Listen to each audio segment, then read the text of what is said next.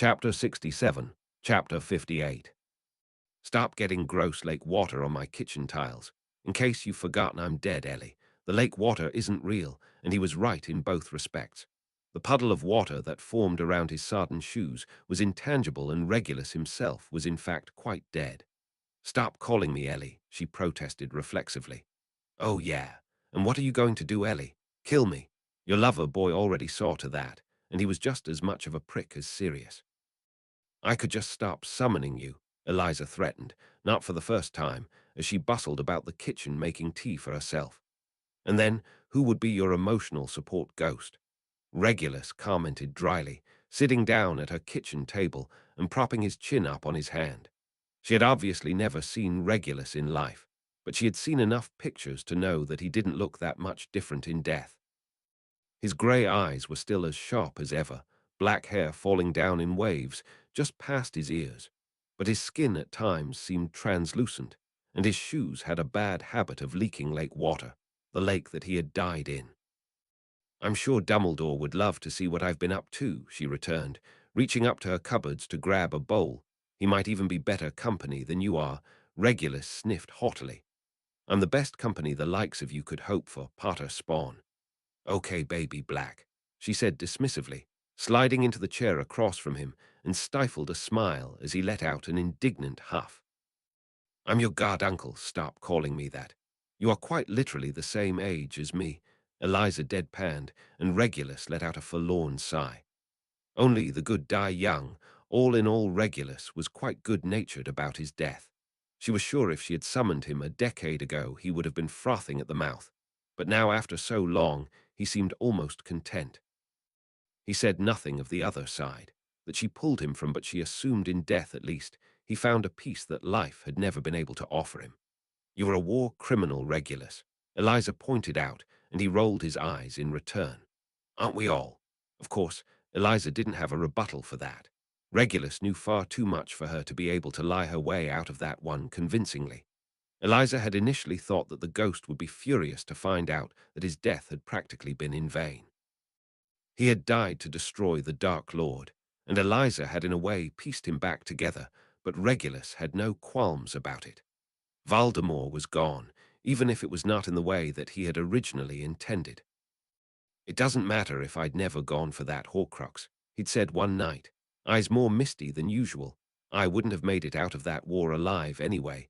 Regulus let out a dramatic sigh and practically floated out of his chair and over to the window of her small apartment, staring down at the street below them. Are we leaving soon?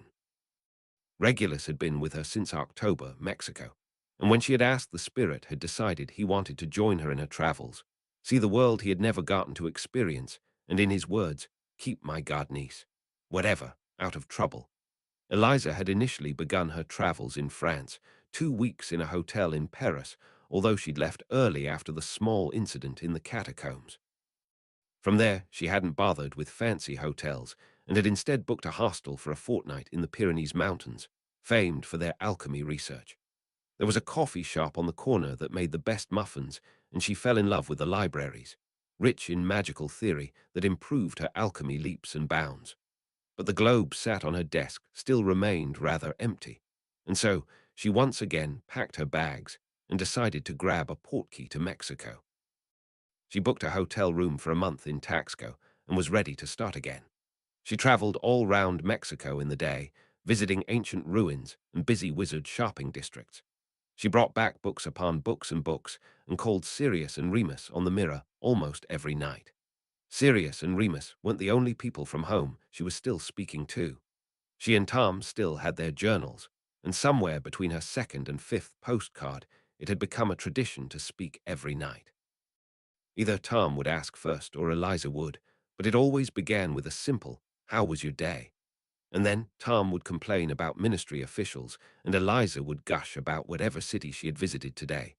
Tom would allude to whatever secret plans he was working on and recommend more places for her to visit, and she would ramble about whatever came to her mind. She missed him, but not enough to give up on all the fun she was having. Her time in Mexico passed by quickly, almost too quickly. Everyone had invited her back home for their first legal Samhain celebration in England. Apparently, Tom had convinced Alexander to open up Knot Manor again for a gigantic Samhain celebration, the first in decades. But Eliza had a plan for Dias de Muertos, and she needed the time to prepare. The day arrived faster than she thought it would, and Eliza busied herself by checking and double-checking her preparations. She didn't like the idea of relying on the resurrection stone, even if she was the master of death, but she was a necromancer. Dealing with the dead was kind of her thing, even if the power thrumming through her today was unsettling. Again, there was that disconnect between herself and her body, as if she had one foot in the grave almost literally. Instead, Eliza built a small altar in her apartment as people poured into the streets below her, celebrations in full swing. She could join them later, maybe, but right now she wanted to try something.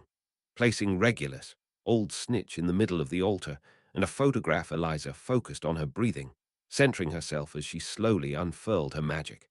And just to give herself a bit of help, she pricked her thumb, smearing blood onto the snitch to amplify her innate magic. Merlin, she loved blood magic. She could feel the magic building in the room, the candles she had placed flickering from their usual gentle orange flame to venomous green, until suddenly the atmosphere surrounding here popped. And there in front of her sat a very unimpressed Regulus Black. "Hello," Eliza greeted casually, twirling the elder wand between her fingers. Regulus let out a long, despairing groan and ran a ghostly hand through his hair. Merlin, not the Potter spawn.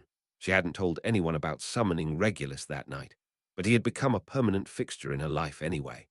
He was like a permanently grumpy Theo, full of sarcasm and snark, fiercely intelligent, and yet just as studious and calm. He laughed like Sirius. She wondered if he knew. Either way, Regulus had quickly become another reluctant family member, an uncle who was somehow the same age as her and perpetually angry about it. But he still followed her to Ireland anyway. She missed Mexico, the warmth, the food, the buildings, but it was time to move on. Ireland was fun, in a different way. She rented another apartment, much to Regulus' disgust.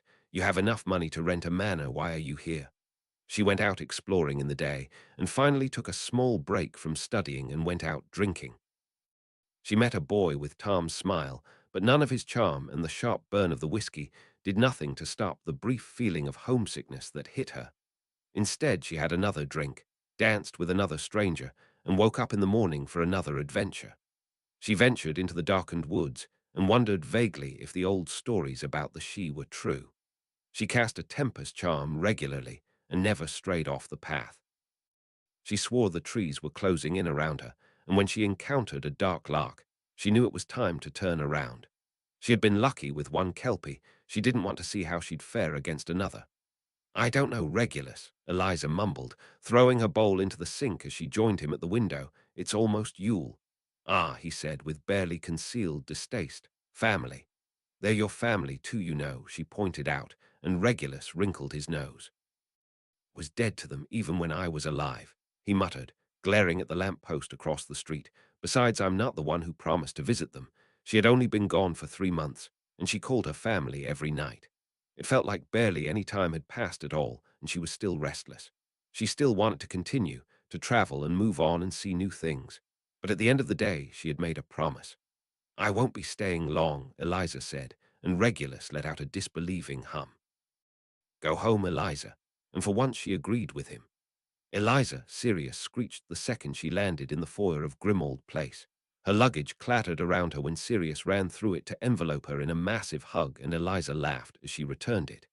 "You're acting like I've been gone for a year. It's only been a few months. And are we not allowed to miss you?" Remus chastised, coming to hug Eliza far more gently than Sirius had. "Now come on. Creature has lunch ready for us." "We can unpack your bags later," said Elf, was already herding them all into the kitchen, muttering about how the little mistress was far too thin, and how she had been gallivanting around on her own for too long. "Tell us all about it," Sirius exclaimed, as they settled into their chairs at the kitchen, and Eliza broke into a bright smile when she found Blaze lounging on a chair at the table. "You each called me almost every night," Eliza pointed out, and hugged Blaze from behind before taking a seat next to him. "Who cares?" Blaze cut in. "Tell us more anyway. I bet there are things you got up to that you didn't tell us about." The resurrection stone sat heavily in her pocket. Well, actually, there was this one pub in Ireland. She began with a grin which only grew when Remus let out a soft, "Oh no." It was nice to be back with her family, back in the comfort of her own home. She spent time catching up with her court, with her family and the Malfoys over the next few days. It was rare that they actually got snow at Yule, and even though Eliza didn't like the stuff, she could appreciate the aesthetic as she sat in one of the empty rooms of Grimmauld by the window. The snow dusted the streets below them, resting on the branches of the trees as she watched it fall.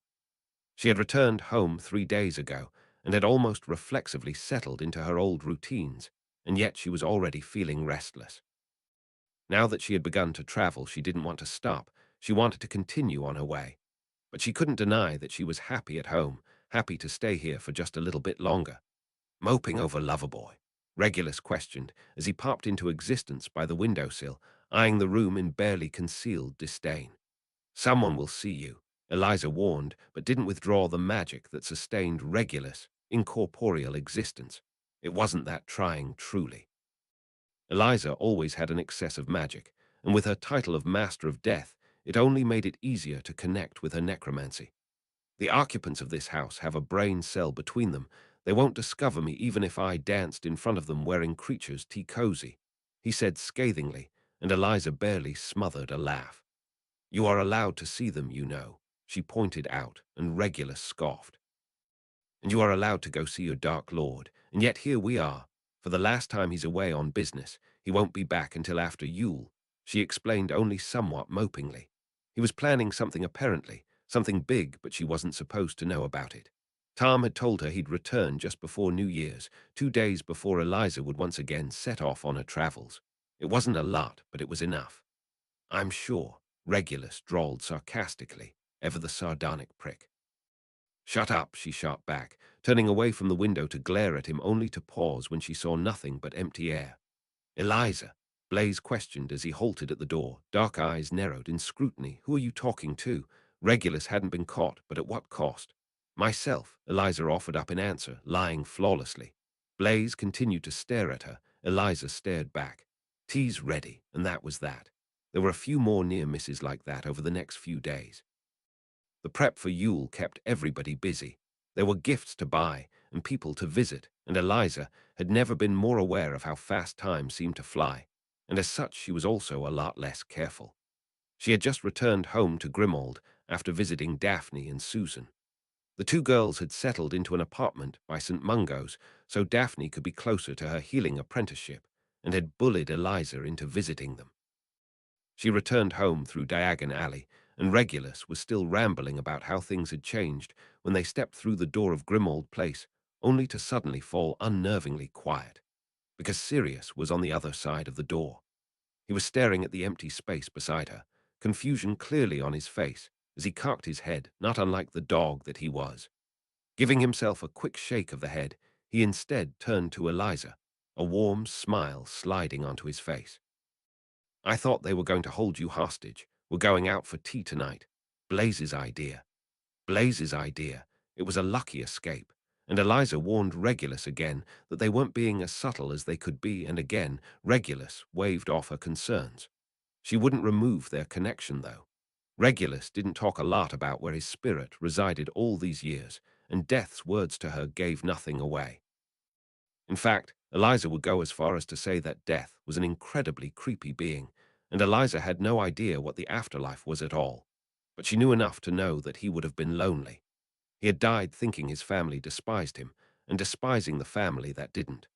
Any close friends that she knew he did have were still here in the living, Barty and Severus. And so, if Regulus wanted to take advantage of the company, if he didn't really mind that Sirius may discover his existence, Eliza wouldn't say anything. It all came to a head the night before Yule. They had all sequestered themselves away in their rooms wrapping presents for tomorrow. Eliza knew this because when she had wandered over to Sirius, he had practically dueled her so she wouldn't peer around the door. Hey, look, Regulus. Eliza gained the spirit's attention, pointing to a slip in Sirius' detention folder. You're in this one. She had stolen the 2 files from Filch before she left Hogwarts and was curiously flipping through them as she wrapped her other presents. Regulus moved from his perch on the window and came to sit by her on the bed, crossing his legs as he peered at the particular slip in question. "I remember this," he said, a slight smirk on his face. Cissa and Lucius had just run off with each other that summer, and Rosia was bad-mouthing them.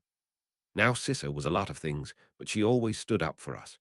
He spun the story for her, and Eliza grinned when Regulus explained how he and Sirius had accidentally teamed up to get revenge on Rosia for insulting Narcissa, and how like idiots they had gotten caught almost immediately afterwards. "Trouble runs in the family then," she quipped, and Regulus sniffed pompously. "I refuse to be associated with you, Potter spawn." A joke sat on Eliza's tongue, but whatever she was about to say was interrupted by a quiet pop. Creature had just arrived in Eliza's room. Eliza stared at Creature, and Creature stared at Regulus, and Regulus sat there in silent horror as they both tried to figure out how to explain their way out of this one. And then, as if the situation couldn't get any worse, Creature started screaming. "So you're telling me," Sirius said as they all sat in the living room, "that instead of actually partying in Mexico, you decided to dabble with even more necromancy? Yep, and you chose to revive a dead man and break all laws of nature as we know them. Yep, and you brought back Regulus." Sirius complained, glancing at his younger brother who was stiffly perched on the sofa beside Eliza. "Why couldn't you bring back Uncle Alfred?" "I loved Uncle Alfred." Obviously, Potter wanted to bring back the only sane member of the family. Regulus drawled and Eliza grinned. "Actually, I just wanted to see if I could do it." Sirius shoved his face into a cushion and let out a long, muffled scream. "This is just like you," Sirius grumbled, and for a second Eliza couldn't tell if he was talking to herself or to Regulus. "Of course you go and get yourself halfway resurrected a decade later. I assure you, when I died, I very much intended to stay dead." Regulus snipped. "It was hardly my choice to have the Potter spawn resurrect me. Instead of addressing the obvious deep-seated trauma or beginning an emotional reunion, Eliza should have expected them all to instead delve into arguing." Remus and Blaze were in the kitchen fixing up lunch and ignoring the ridiculous standoff that was happening between them in the living room. "Then why haven't you gone yet?" Sirius shot back and Regulus let out a scoff. "Someone has to make sure the child doesn't get into trouble. You are quite literally the same age as me," Eliza pointed out, finally rejoining the discussion over Sirius' offended squawk of "we do just fine." "Not the point," Regulus said before jumping right back into arguing with Sirius. She was sure later the reality would set in for everyone, that Sirius and Regulus would finally get to say all the unsaid words between them. Maybe Sirius would open up another can of worms and ask about James and Lily, or maybe they would never bring it up at all. One thing was for sure, though. It didn't matter how far Eliza traveled, it seemed her habit of bringing people into their crazy, mismatched family wouldn't end. Yule was a quiet affair, but the difference was palpable, the magic, a physical presence in the air. The wards were stronger, Diagon somehow brighter, and there was a bounce in Eliza's steps as she walked down the street. She had dropped by to visit Frank and had left with a pocket full of cookies and a promise to visit Greece in her travels. And if anyone would know the best places to travel to, it would be Frank. She had no idea how long that man had been alive, but she knew he had more than enough knowledge to be trusted. She walked down the path, carefully avoiding spots of black ice on the pavement, burrowing further into her leather jacket to block out the cold, and someone fell into step beside her. Turning her head, Eliza smiled up at Tom, who returned her smile with a Cheshire cat grin. His hand came up to wave the compass between them, running a thumb over the shining metal. "Seems that I've finally found you, little star." Eliza reached into her own pocket, past the cookies, and pulled out her own matching compass. "How could I ever lose you?" Tom blinked in surprise for a few moments before his smile somehow impossibly widened. Shoving the compass into her pocket, Eliza reached down and intertwined their hands together and started swinging them. "So, Mr. Riddle," she said teasingly, "you've found me now, what?" Tom let out a startled laugh, pulling Eliza closer into his side. "The markets are still open, hot chocolates on me. How could I say no to that?" It was like they hadn't been apart at all, and although the memory of their last night made her face burn, the familiarity between them offered the same easy comfort it always did. They wandered through the markets as Eliza told Tom all about her travels and the situation with the dead black family reunion happening at her house. When did you get back into England anyway? Eliza questioned, sipping her hot chocolate. About 2 hours ago, Tom commented, and Eliza almost choked on a drink. Are you insane? The first thing you did when you got back was come and find me. Tom leveled her with a piercing gaze, a red tint settling in his glamoured hazel eyes. I missed you, little star. What else would I have done? She took another sip of her hot chocolate and held onto his hand just a bit tighter. Do I even get to know what you're planning? She tried to question, but Tom obstinately shook his head. Can't I have one scheme for myself, little star? Just the one. He pleaded with illegal puppy dog eyes that worked almost far too well. He should have just done that in his first attempt at global domination. Forget arson and murder. The puppy dog eyes were undefeatable. Fine, Eliza pouted, finishing her hot chocolate. You best make it up to me. A devilish grin slipped onto Tom's face as he snaked a hand round her waist. Say no more. Tom apparated them away, except instead of landing in the foyer of Riddle Manor, as she had expected, they instead found themselves in a rather large penthouse. New place? She asked, scanning the room, noting the shelves stacked with books and odd trinkets from his place. I'm tired of every stray Death Eater wandering in and out of my manor when I just want tea. Bellatrix replaced my sugar with salt last week. Tom complained, and she couldn't stop the pealing laughter that escaped her. This is yours and yours alone, then, she said, and wandered over to the plush black sofa, throwing herself on top of the silver cushions. Tom smiled slightly and disappeared into the kitchen, speaking over the sounds of clinking glasses. You're always welcome, simple words that made something warm unfurl in her gut. She'd been away for months and had never met anyone like Tom. No one could match his easy, quick wit, his burning ambition and liveliness, but it was more than that. It was the familiarity between them, the deep understanding she couldn't find anywhere else. Come on, then. Eliza egged on as Tom came to sit by her, lifting her legs up so he could take a seat before dropping her back down. Catch me up on what I've missed. Tom heaved a pained sigh and handed her a wine glass filled with butterbeer. Where do I even begin? They talked and talked and talked. Outside of the secret project, Tom refused to tell her about it. He was more than happy to share the details about everything else. She was surprised to hear that Lady Abbot was still alive, and unsurprised to find that Scrimgeour was on the firing lines. Apparently, Tom was trying to find a replacement for the minister in his ranks, someone who would run the country for him so Tom could do whatever he liked and still be somewhat out of the public eye. By the end of the night, Eliza's head was in his lap, his hands in her hair as a vinyl played lowly in the corner. It was peaceful, peace that they'd fought wars to obtain. You leave again soon? Tom questioned, attempting to messily braid her hair. Just before New Year's, to Kenya or Zimbabwe. Not sure where I'll be going exactly yet. Wherever lets me see a Nundu. Can you not just leave terrifying magical creatures alone, little star? He despaired, and she grinned in response. Nope, she said cheerily. I'll bring one home for us. I'll be like Newt Scamander. Tom seemed to falter for a moment, red eyes narrowing from whatever thoughts were rattling about his skull before his lips twitched into a small smile. As long as you come back, Eliza, you can bring anything with you. She fell asleep in Tom's arms, the soft jazz playing out into the room, lulling her to sleep. Kenya was hot, overwhelmingly hot, but as the weeks passed, she grew acclimatized to the overwhelming heat. Plus, the villa she was staying in had a swimming pool that she admittedly took full advantage of. The magic here was so dizzyingly different that it took weeks for her to find a familiar rhythm. Translator spells had never been so appreciated. From Kenya, Eliza left for Zambia to see the Victoria Falls, and then to Morocco, just because. By mid-February, she ended up in Brazzaville, by the Congo River, and there she really did see a Nundu.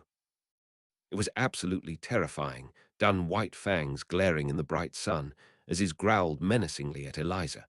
She was at a conservation program in Brazzaville, and the Nundu was the first animal to be so aggressive when Eliza neared it. The enclosure was gigantic.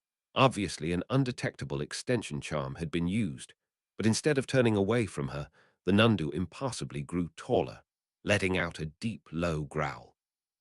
Backing away slowly, Eliza retreated to other parts of the conservation program, ignoring the tremor that had set into her hands at the Nundu's growl. Wandering around the rest of the conservation program, Eliza smiled to herself, delightedly taking in the sights around her. She was just about to turn and go when an unexplored corner of the grounds caught her eye. Walking closer, she practically stumbled to a halt when she caught sight of the creature staring right at her. It was as small as a donkey, although it sort of looked like an antelope. It had two twin horns spiraling upwards, shining in the light of the burning sun, and Eliza could barely breathe. If unicorns were a rare sight, the abada was even rarer.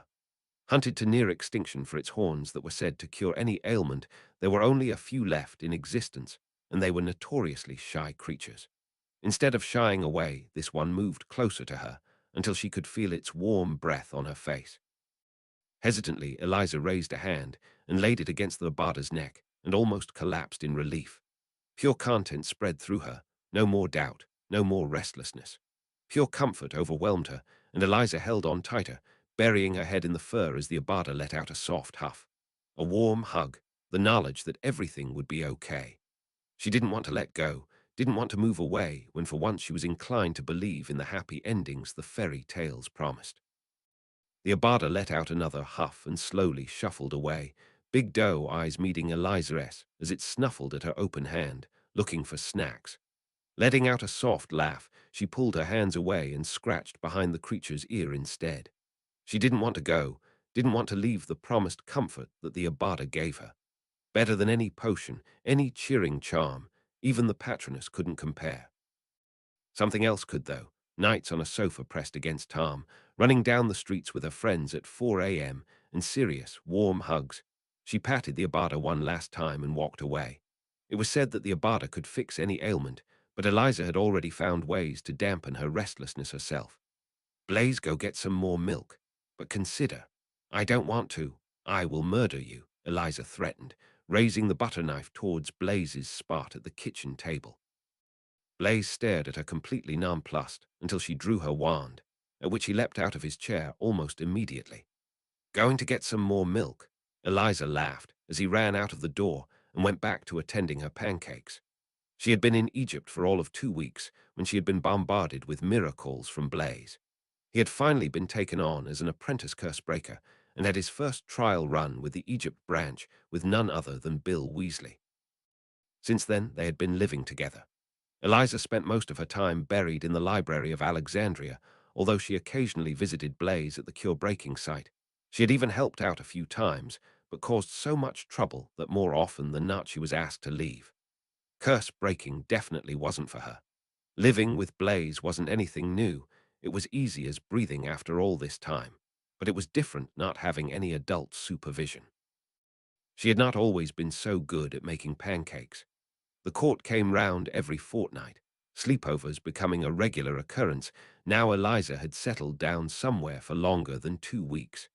She had even set up her own stall at one of the markets, selling small trinkets that she had started crafting in her spare time. Regulus visited occasionally, dropping by to make a few snarky comments before disappearing to wherever he spent the rest of his time, the void, the in-between, whatever creepy place death had created for them. Life was, dare she say it, peaceful. Blaze worked, she studied and crafted, and her court would come round to visit. But even with the never-ending knowledge of the Library of Alexandria and the burning sun and golden beaches and the presence of her best friends, she was growing bored. So Blaze drawled annoyingly, dumping sugar onto his not-burnt pancakes when he returned from the shops. Where are you going next? What do you mean? Eliza hedged, carefully shuffling her own pancake from the pan onto the plate. I mean that we've been here for almost 2 months now, so where are you going next?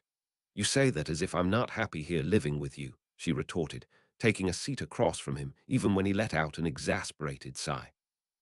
I'm sure you are happy, Eliza, and I'm sure if you weren't a compulsive, obsessive, borderline megalomaniac, you'd love to stay in my wondrous presence. Forevermore, she almost choked on her pancake. But you're getting restless, and you can deny it all you want, but you can't deny that the walls of your room were covered in arithmancy equations yesterday. I ran out of paper. Eliza tried to defend herself, but quietened under Blaze's judging stare and chose, instead, to take another bite of her pancake. So I'll ask again, where are you thinking of going? Because if you don't know, I may have a suggestion. Eliza gave a defeated sigh and shrugged her shoulders. I was thinking of Greece. but I don't truly have anywhere in mind." Blaze gave a smug smirk and grabbed his wand, casting a quick summoning spell as Eliza watched curiously when he deftly caught a piece of crumpled paper. Placing it between them, Blaze smoothed it out and pushed it in Eliza's direction, who studied it curiously. "The annual dueling championship," she read out, realization dawning as Blaze's grin widened. "It's taking place in America in 3 weeks' time." "Oh," she uttered softly, taking the poster. "Oh, those poor souls." She exchanged a wicked grin with Blaze, excitement thrumming through her veins. "They're not going to know what's hit them." She settled down in New Orleans, city of music and art and never-ending parties. Of course, the necromancy element definitely helped sway her choice, but in the end it came down to the fond memories Tom had of the city from his own travels.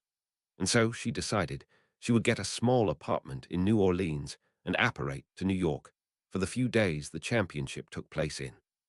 Her apartment had a balcony in the Wizarding District, overlooking the constantly crowded streets below her, faint jazz music meeting her ears whenever she opened the doors. It also had a spare room which she had quickly converted into a small dueling room. It was nothing like the chamber or the one at Grimald, but it would do for now. In her heart of hearts, she didn't believe she would have to practice too hard anyway. That was the great thing about dueling championships. No magic was off limits, as long as you weren't afraid to expose that you had it, discarding the unforgivables, of course. Sadly, Eliza still had a reputation to maintain in the Britain wizarding world and couldn't perform any kind of magic that she wanted to. But even with the handicap, she was sure she would be fine. It had been too long since she'd had this kind of fun.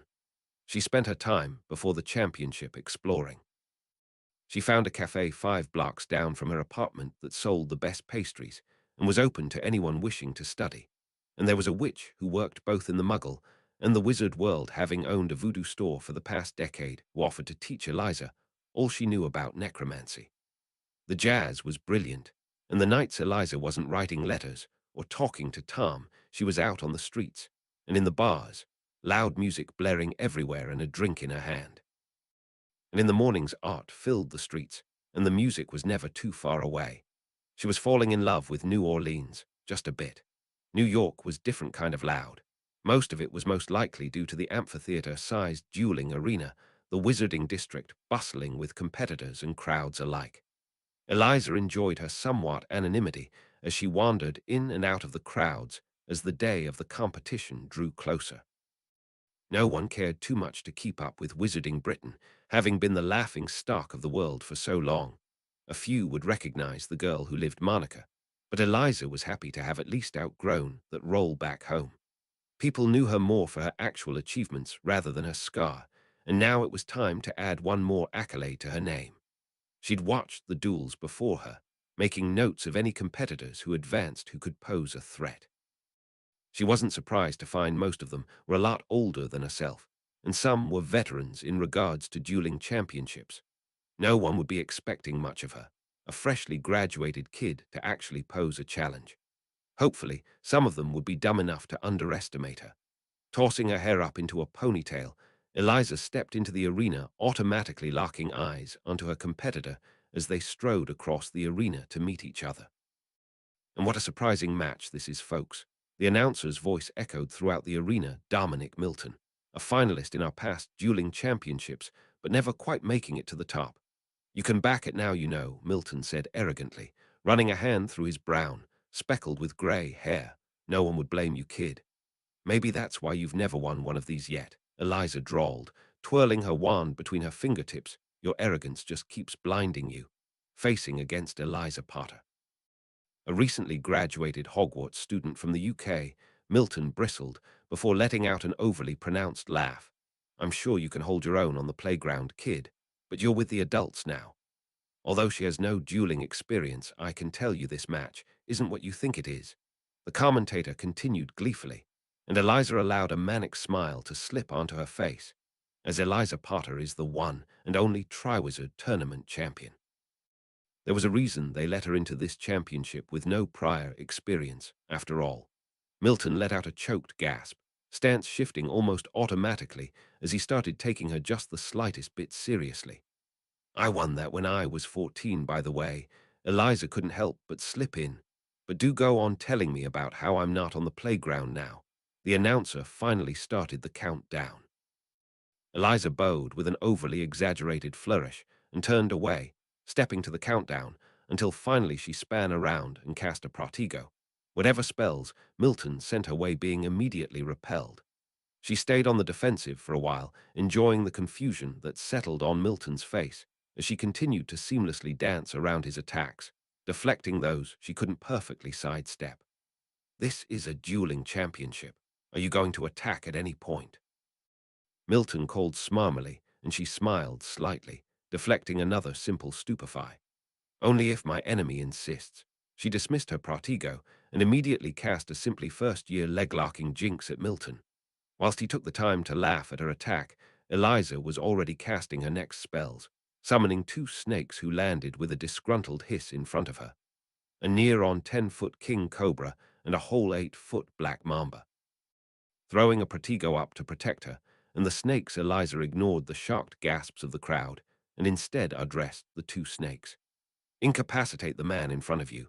Try not to kill him, she hissed, using parcel magic to slightly alter their will. The medics on standby would be able to save Milton if any of the venom got into his bloodstream, but better safe than sorry.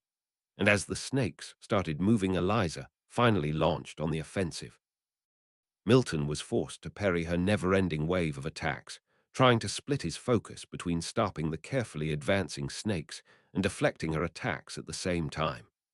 His stamina was already flagging, after being on the offensive for the whole first few minutes of their duel, and now Eliza was steadily gaining ground, backing him into a corner. The crowd was going mad behind them as the tension picked up, but all those sounds became background noise as Eliza became wrapped up in the adrenaline of the duel. Casting an overpowered Agumenti to deflect Milton's flames, Eliza cheekily froze the remnants of the water on the floor as Milton lost his balance. It gave her snakes the perfect time to strike, and they carefully wrapped themselves around Milton as he tried to regain his balance, although he froze in fear as the snakes finally reached him, crawling around his arms and torso. "Stop!" Eliza hissed in parcel tongue, and the snakes froze immediately hearing her order. Eliza then stalked forward, a smirk on her face as she stopped in front of Milton, reaching out a hand and petting the black mamba. "Do you yield?" Milton couldn't move his wand arm without aggravating the highly dangerous snakes. Heaving a sigh, Milton dropped his wand to the ground. "I yield." It would have been second nature to step on the wand in front of her, to break it in two after so long dueling on actual battlefields. But she repressed the urge, and instead she immediately banished the snakes. The crowd burst into an explosion of sound, the commentator barely distinguishable about the cheering. And Eliza Potter, our youngest competitor, has won her first match against seasoned duelist Milton. The announcer prattled on, but instead Eliza turned her attention to Milton as he dusted himself off and held out a hand for her to shake. "I suppose you were right," he said gruffly. "I shouldn't have underestimated you. You wouldn't be the first." Eliza admitted, shaking his hand in return before shoving them into her pockets. "Still, that parcel tongue won't win you every match, kid," he warned, genuinely this time despite the moniker, and she grinned wickedly up at him. "I don't need it to win every match. It just needed to win me this one." Milton huffed good-naturedly before walking away, yelling behind him as he left, "I'm rooting for you now, kid. Don't let my loss be in vain." Eliza Marks saluted before leaving the arena herself. She had another match to prepare for. She only used parcel tongue one more time in her next set of duels, and rarely used any serious magic at all. The first 2 days were knockout rounds, and Eliza hadn't gone up against anyone who even dared to use a bone-breaking curse yet, so she was taking it easy. She dueled just like she did with Sirius and Remus, half aura tactics, half just taking the piss. She gained a reputation of a mischief maker and heard rumors of a few people aiming to be the ones to make her act serious for once. One woman, Zainab, had been a fierce enough dueler to make Eliza drop the theatrics, but as of yet, no one had really given her much of a challenge. There was someone who provided a daily dose of annoyance, however. Apparently Milton had a little protege, Eric Henson from Scandinavia, who was determined to be Eliza's main challenger, even though the pair hadn't even dueled against each other yet. He found her after every duel, made a few snide comments, returned some witty quips, and disappeared with a determined grin. It was entertaining, in a pathetic sort of way. The final day of the championship arrived, and there were 4 of them left. There was Eliza herself, Henson, who she'd yet to face, and 2 others. A black woman named Tanya, who seemed to favor traditional dueling, and a woman Sirius, age with cropped blonde hair, who apparently favored illusion magic. Henson and the stranger, Adelaide Laru, according to the announcer, entered the arena first, and Eliza stayed in the wings, watching curiously alongside Tanya Heelan. It was an interesting fight, to give credit where credit was due. As much as Eliza found Henson an irritating prick, he was certainly skilled. Laru's skills laid within illusion and mind magic, dangerous, especially with the tensions in a duel. According to gossip, Laru had brought a competitor to their knees just through her mental assault. However, that kind of magic took time and finesse, and Henson was an aggressive dueler, relying on dark magic. Eliza was sad when he won. "He is too cocky," Heelan commented beside her, dark eyes full of judgment. "Whoever goes against him out of the 2 of us, swear he will be beaten." "It would be my honor," Eliza replied teasingly, and Heelan let out a warm, booming laugh. "I may be older than you, but that does not make me slow." Eliza smiled again and held out her hand to shake before they both entered the arena. She quite liked Heelan, talented and sure of herself, and yet still friendly. She reminded Eliza of McGonagall in some strange way. The crowd roared when Eliza walked into the arena, and she grinned when the adrenaline already began flooding through her. 2 more duels, and she'll have won the most prestigious dueling championship in the wizarding world. Bowing to Heelan, Eliza considered her options as the countdown began. Heelan was a traditional dueler, but she was quick and inventive, meaning most of Eliza's mischief-making tricks wouldn't work on her as easily. Heelan was powerful, but Eliza was a powerhouse herself, and if she started dipping into more darker, inclined magic, she knew she could win the duel. She just wouldn't have to go too far: blood under street lamps, the bright green of the killing curse, rain and laughter, and no, she would just have to behave. She could do that. The second the duel started, Eliza went in hard and fast, Heelan falling back on the defensive instead of firing back.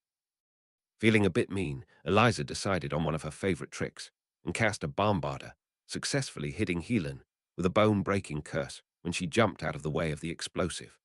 She could vaguely hear the announcer's shocked voice over Eliza, revealing more than the golden light magic she had been working with, but once again focused on the fight. Instead of being held back by her broken arm, Heelan had instead switched wand hands with an almost alarming amount of proficiency as the duel picked up again. Heelan was talented, Eliza admitted as she deflected a stupefy, but there were no killer instincts.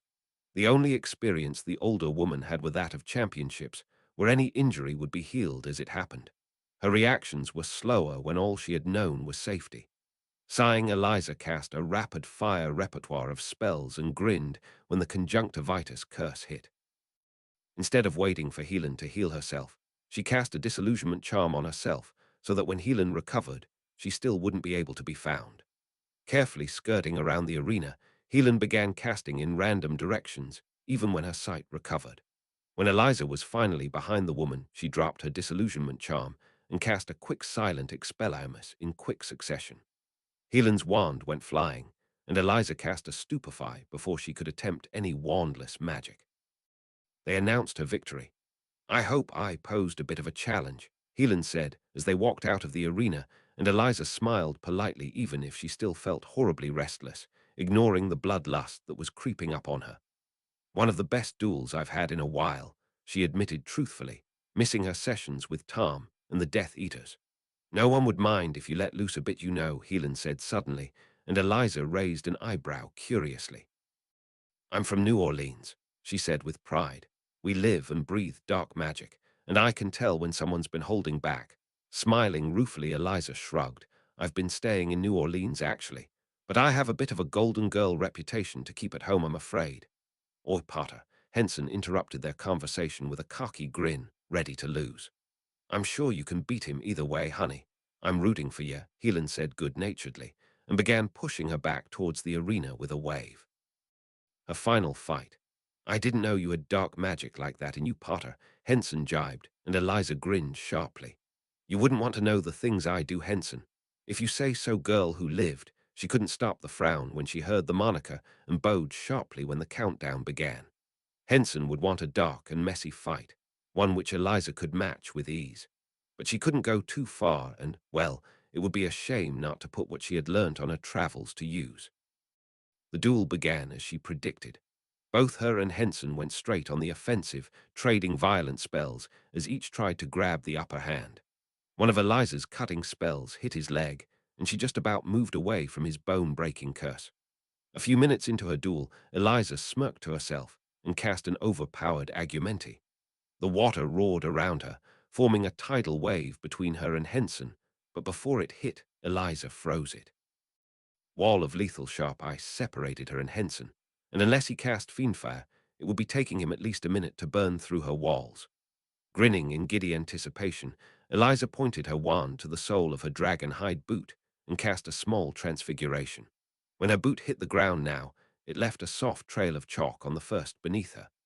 Breathing in deeply, Eliza focused on her magic and began to move, using her boot to draw out an alchemy circle on the floor beneath her. Henson was steadily burning through her ice, and Eliza hastily finished up her circle. It didn't have to be accurate for a transformation like this. The materials weren't picky even if the area was large. A rudimentary one would do. Henson made it through a hole in the wall, and Eliza grinned. She reversed the enchantment, water once again flooding the arena, and just for the dramatics she stomped down on her alchemy circle as she pushed her magic through the spell. Not wanting to stick around for the effects, Eliza cast an Alert Ascender and a fast Arresto Momentum as she watched the effects of her spell from above. Henson, baffled beyond belief, was now stuck to his knees in quicksand. Dirt to sand was an easy transmutation, and then Eliza just had to add water to the equation. She had learnt a lot in her travels. Slowly floating to the ground, Eliza created a quick platform of ice so she too wouldn't sink into her trap. Terraforming the whole arena had taken quite a bit out of her magic resources, but it wasn't a hard transformation, just a large one. She had plenty left to deal a finishing blow.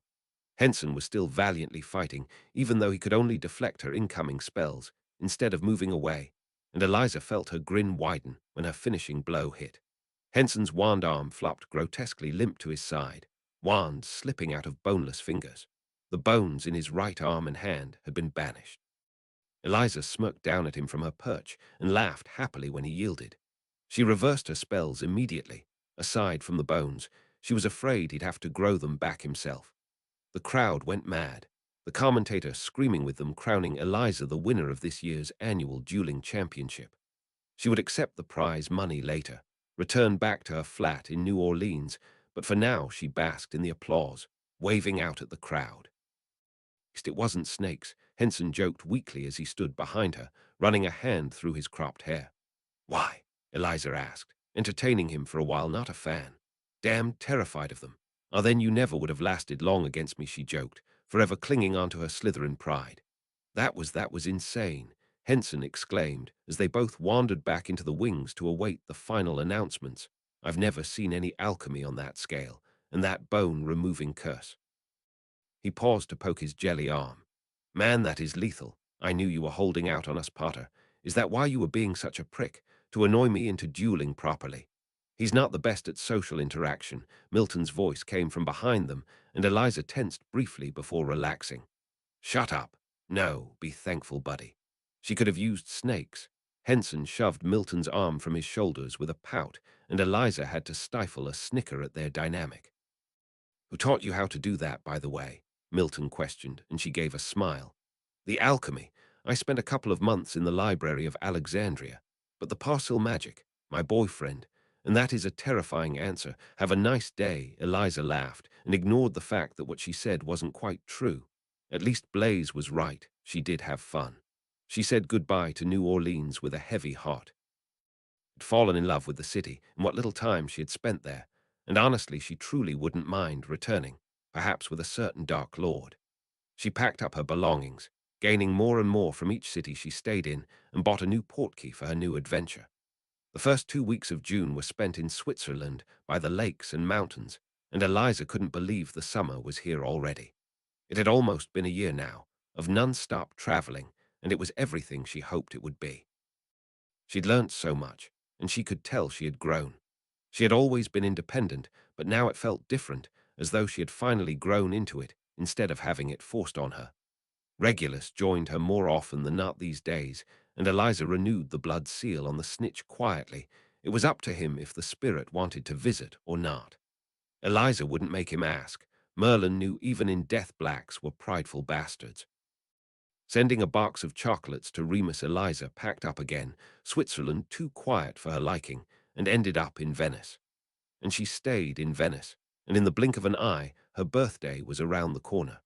She should have been expecting the company. She woke up lazily, morning rays of sun lighting up her bedroom as she padded over to her balcony. She was staying in a high-rise apartment in the Wizarding District, overlooking the town, and Eliza enjoyed lazing at the table watching the sun rise over the city. New Orleans was better, Regulus commented, figure appearing suddenly on the chair across from her. They're all so pretentious here. I don't think you have any room to comment about being pretentious. Eliza shot back, and Regulus gave her a baleful glare.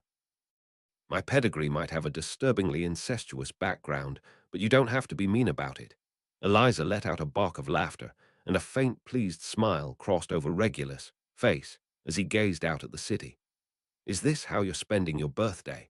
Drinking your heathen coffee and eating cavity-inducing pastries?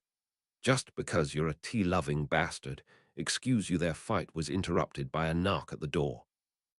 Regulus heaved a sigh before dramatically fading from existence, and Eliza laughed again, wandering over to her front door, still basically dressed in her pajamas. Flinging the door open, she blinked in surprise as she took in the sight in front of her. Happy birthday, her court cheered all together, holding up several garishly bright sparking bags with wide grins.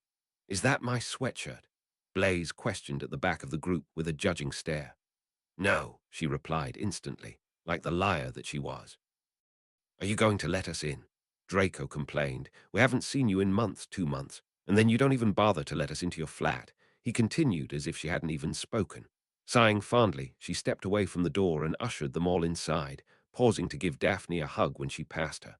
Welcome to Venice, Eliza said, shutting the door and herding them into her front door. Now what's this about presents? The day passed in a blur. Her court all piled into the living room around her as they gave her gifts, and she traded the chocolate with them. Daphne was jealous of her tan. Blaze raided her coffee and Theo, and Draco ended up having a pillow fight in her front room. It was like things hadn't changed at all.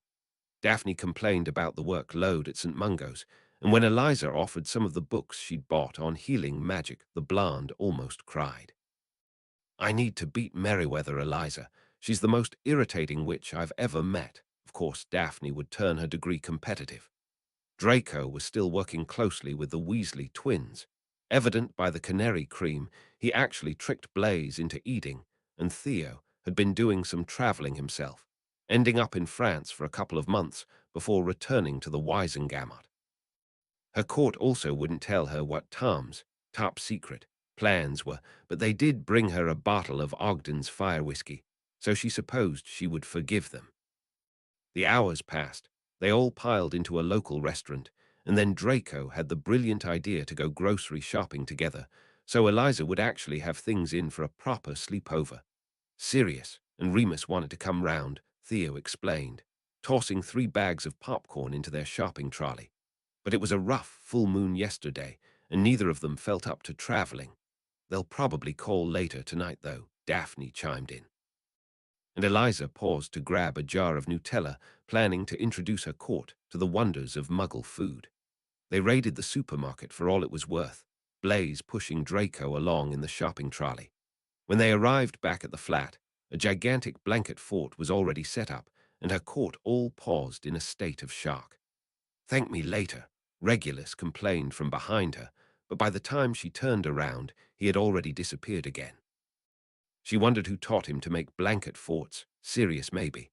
They spent the rest of the night as they always did, and when Draco caught a piece of popcorn in his mouth, they cheered loud enough to get a noise complaint from the neighbors below.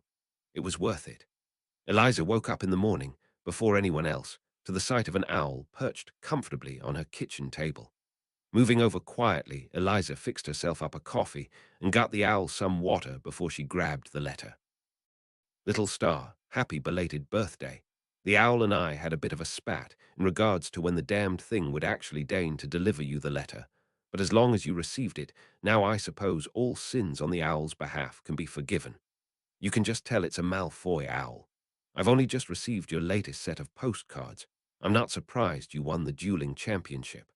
I wonder what they would do if we both entered the championship next year. It could be fun. I'd love to prattle on, darling. Merlin knows it's been quiet around here without you, but I think you would appreciate your present more, so I shall end here. I hope you enjoy yourself. Tom, smiling softly, Eliza placed the letter to the side gently and opened up the envelope, letting out a choked gasp. A VIP pass to one of the most renowned magizoologist tour in Brazil. She couldn't wait. August, per Tom's ridiculous present, was spent in Brazil. It was blazing hot, but the small swimming pool in her villa more than made up for it. She remembered summers spent in the orphanage, in a musty bedroom in the leaky cauldron, and couldn't help the burst of happiness that filled her. When she was younger, she never thought she would have luxuries like this, and it was nice for once to take a break. Soon she was sure she'd return to the ruthless world of politics, but for now it was strange, a nice strange, to relax. Of course, she was constantly moving and learning and pushing the boundaries. She didn't think she could live in complete relaxation, but this was the closest she could get. Auguste moved on rapidly. The tour was everything she had wanted and more, and the country itself was amazing to stay in, to be around. The atmosphere was lively and bright, and Eliza was overjoyed to find that she had arrived in festival season. Soon the streets were crowded with vendors, dancers and crowds, bright colors, and loud music at every turn. In her last week, Eliza even joined in with the festivities. She found herself down on the streets, dancing amongst strangers and laughing brightly as they shared drinks and jokes and days together.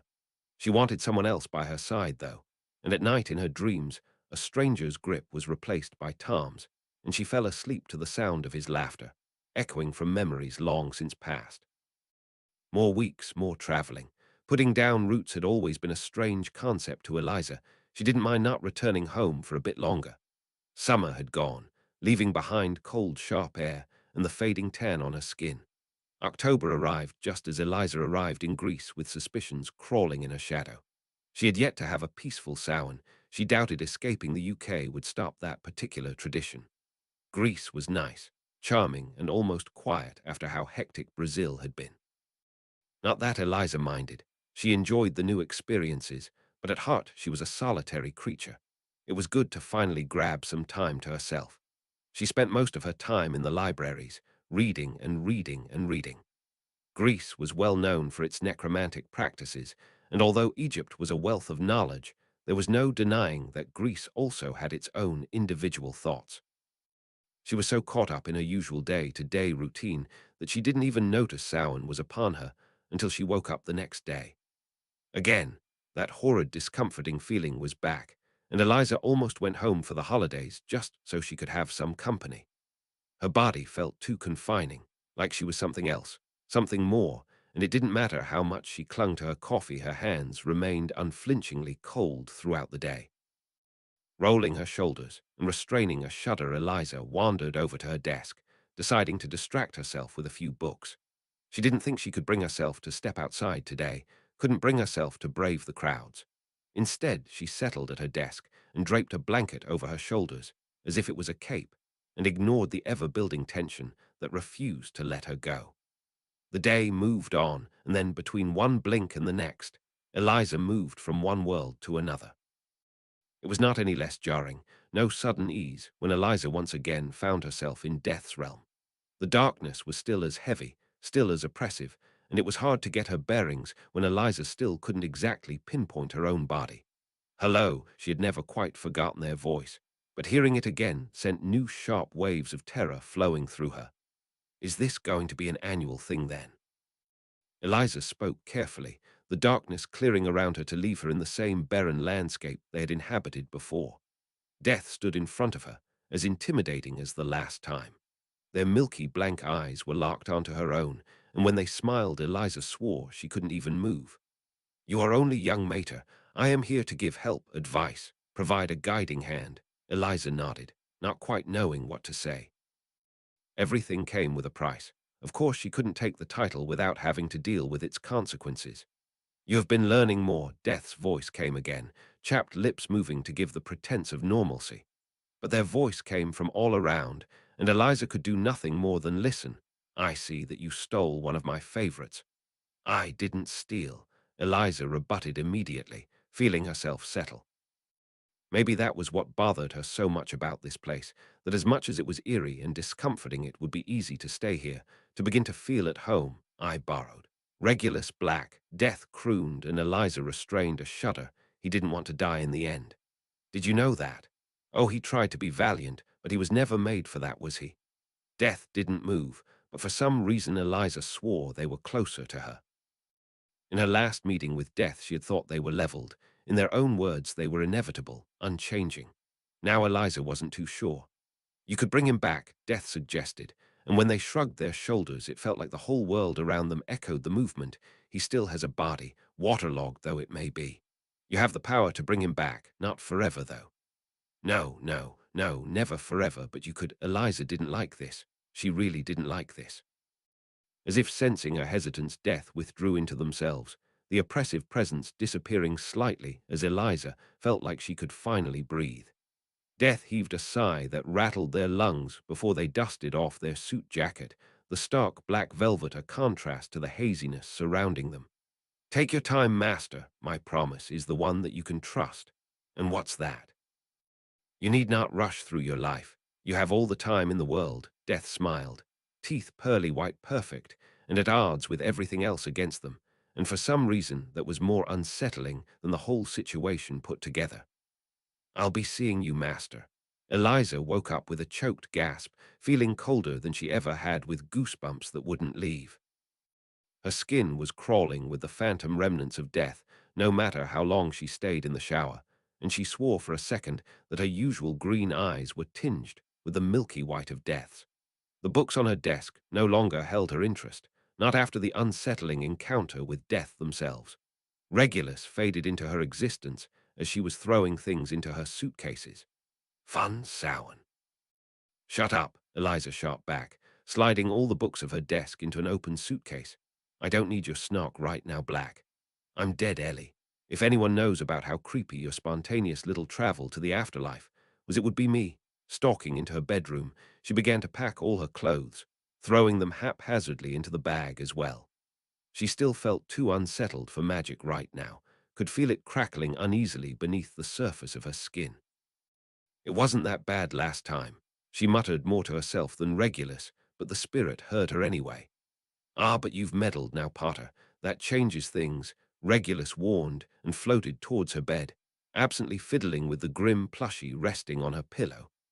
"I thought Death was meant to be a neutral party," Eliza complained, giving up on her erratic packing and flopping on the bed herself. "You've heard them. Death is a businessman.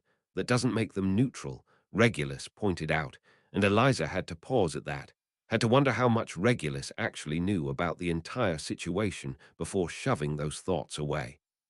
"Just wish they wouldn't seem so unhinged," she muttered, burrowing further into her pillows. "Get some sleep, Potter Spawn," he said somewhat fondly. "You can run away in the morning." "I don't run away." She tried to defend herself, but quickly found herself falling asleep, pulling the blankets around her to try and cling to the warmth. By morning, the apartment was empty, and Eliza was long gone. In Rome, Eliza, the clinging feeling of death left her alone. With days full of traveling and nights with friends, she finally left her encounter with death behind her. And although it was easy to ignore the implications of her immortality, it wasn't easy to ignore Regulus' words. She wasn't running away. She returned home every Yule, saw her family every birthday, spoke to Tom every other night. She'd always wanted to travel, always wanted to learn more than the magic Britain offered. But it had been a year now, and Eliza found herself missing Grimmauld, missing gloomy weather and cobbled streets. And as much as she prized herself on being independent, she was tired of waking up alone to an empty flat. She had things at home, her family and her court, her responsibilities on the Wisengamot. Her ancient runes and enchanting work had improved leaps and bounds. She even had offers to start up her own business, had more than enough money to fund it too. Tom was back home, waiting for her. After revenge and bloodshed and Machiavellian machinations, after all the blood on their hands and secrets, they would take to the grave what was waiting for them on the other side of it all. Could they even survive the soft domesticity of a relationship? Doubt. Doubt was her biggest enemy, and maybe Regulus had a point when he said she was running away. She had met a lot of people in her travels, and not one of them had come close to Tom. She had a feeling she could travel the entire world, meet thousands, and still nothing would compare to what she had found in him, in the history between them and the happiness he gave her every time she was just in the same damned room as him. Maybe Regulus was right. Maybe it was time to stop running away. Maybe it was time to start running home instead.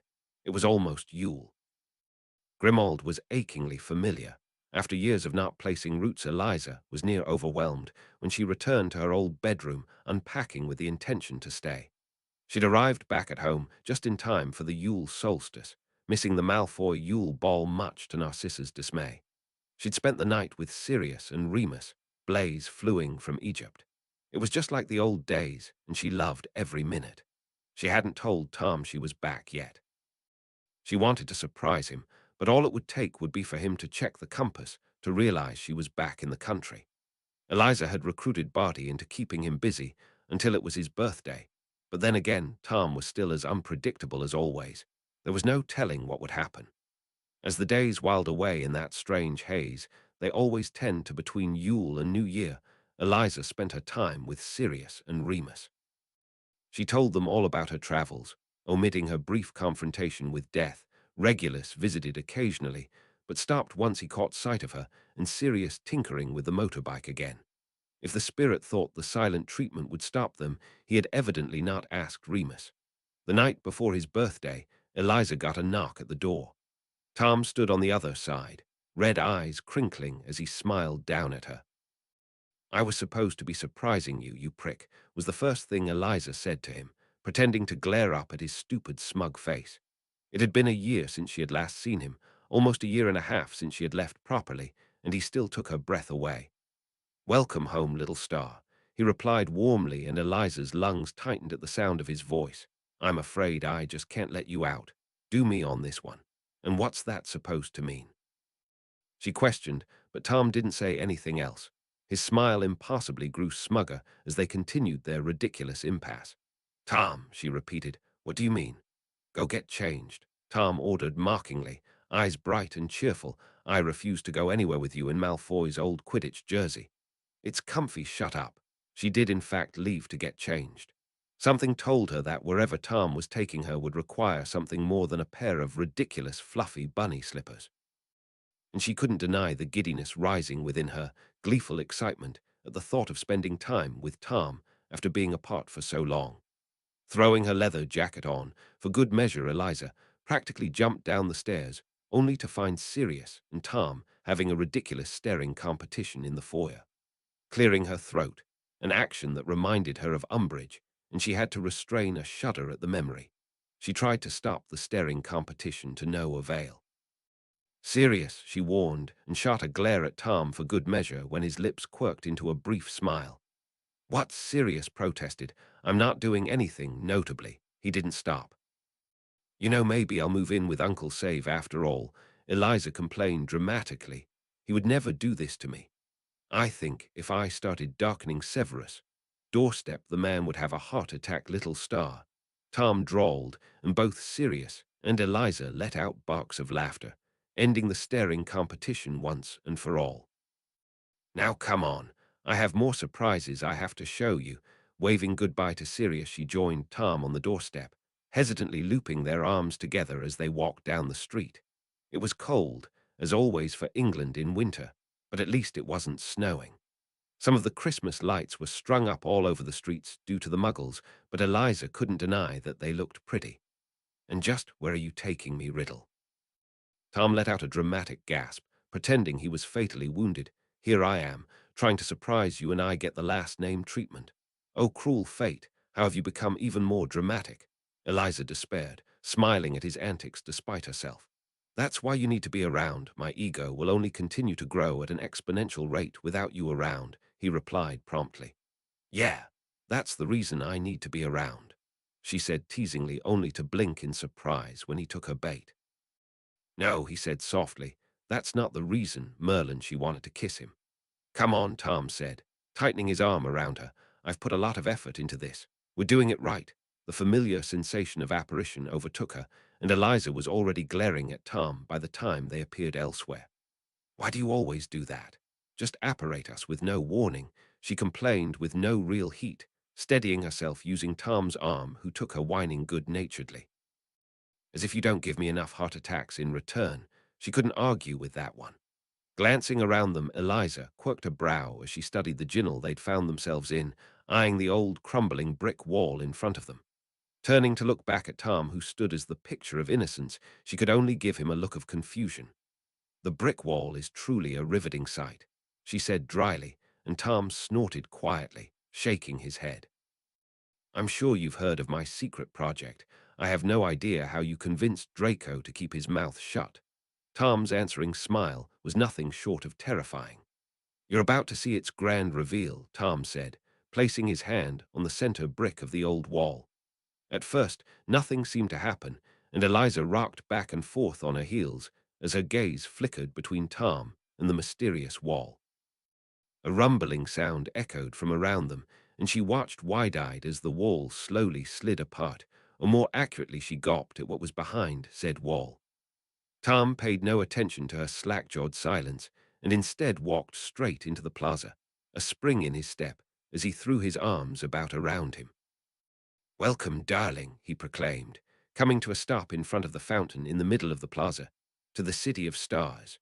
The fountain itself was a beautiful thing, white carved marble with the water flowing around an intricately carved kelpie, the rushing water filling the silence between them.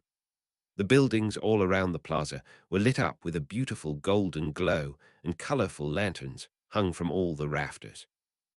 Out of the corner of her eye, she spotted offshoots from the main plaza, presumably filled with more soon-to-be-open shops and cafes, but what really took her breath away was the very floor she was standing on. Inching further into the plaza to reach Tom, she couldn't stop the breathy laugh from escaping her. It felt like she was walking on the sky itself. The pavement was astonishingly clear, and instead of the usual cobbled stone, a stunningly clear image of the night sky was under her foot. Constellations blinked and twinkled as Eliza walked across, and even if the sight itself wasn't enough to take a breath away, the sheer amount of magical power Tom must have used to make this possible was. That's what you've been doing while I've been gone, she questioned, still admiring her surroundings. I've been traveling, and meanwhile you built an entire city. It's nothing less than you deserve. Tom said so softly that for the first time since seeing the city, Eliza's head snapped towards Tom himself. And maybe it was the wrong word, but Merlin, he was so pretty it almost killed her. The soft golden light of the buildings hit his face, red eyes warm in the starlight, and they were so full of clear adoration it took her breath away. Tom's mind was made for warfare, and his hands were covered in bloodshed, but when he took her own in his Eliza, couldn't see any of that. Do you remember what I said in one of our first conversations with each other?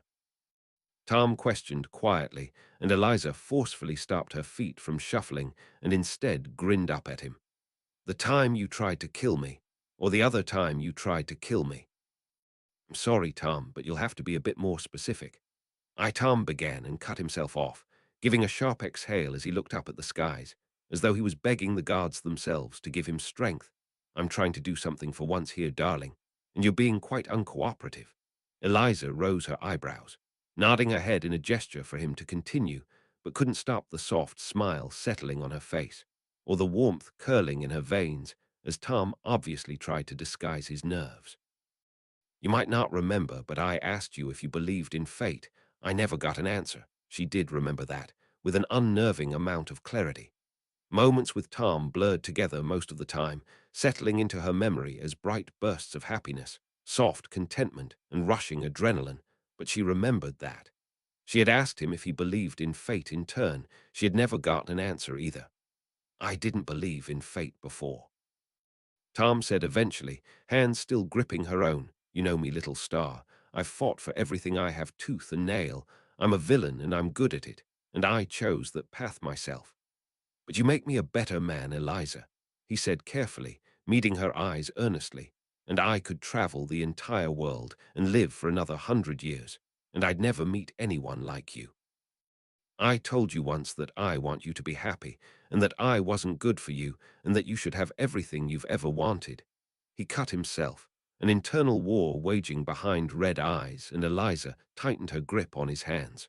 And if you still want me, Eliza, after everything. I told you I'd wait forever and a day, but if it seems, Eliza cut in smoothly, heart pounding in her chest, as she tugged Tom closer to her, that you've told me a lot of things.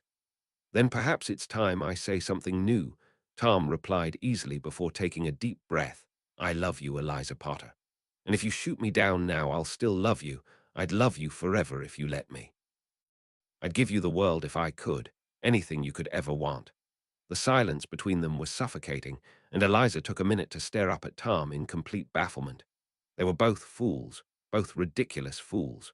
For all their manipulations, neither of them were truly good with words. Rousing speeches and cutting insults were their specialties, but it had taken years for Eliza to even tell the closest thing she had to family that she loved them. It was easier to show affection by their actions, but I don't need the world, Tom. I never have. She dropped his hands in favor of cupping his face, resting one hand on the nape of his neck, even if she had to stand on her tiptoes to do it. I love you, Tom Riddle. You're all I'll ever need. They kissed in the middle of a city he had built for her, with the stars beneath their feet. Dance with me, he requested, completely breathless, and Eliza smiled, happiness threatening to overwhelm her. There's no music. Dance with me, he repeated, and Eliza rested her hands on his shoulders anyway. They slowly danced together in the empty plaza, the fountain bubbling behind them, and Eliza swore the stars themselves seemed brighter. No, they weren't good with words. It was no dramatic proclamation, if she ignored the town he had apparently built in her honor. And although their spoken affections didn't really change anything between them, Eliza still felt the difference, bursting with happiness as the words echoed in her head. What now? Tax fraud. World domination, she said, and Tom chuckled warmly and span her gently, pulling her in even closer. Now, he said, moving them to the rhythm of a melody only he could hear, we have to work out what the hell we're going to tell Narcissa. Eliza tripped over her own feet, and Tom's laughter echoed loud and bright around them, her own manic giggles eventually joining the sound. They stopped moving, too busy clinging onto one another, and some part of Eliza's mind was still caught up in Tom's softly spoken words, the weight of their confessions settling into her chest. Monsters didn't get happy endings. Tom wasn't the prince and Eliza had never been the hero. Still now, she believed fairy tales didn't truly exist, and she didn't know if their story would even ever have an ending. But she was happy, and more importantly, she was loved. I love you, Tom, she said again, just to see his smile widen, hear his breath hitch. And now, and every time that will come after, she was met with a reply. I love you too. She couldn't ask for anything more.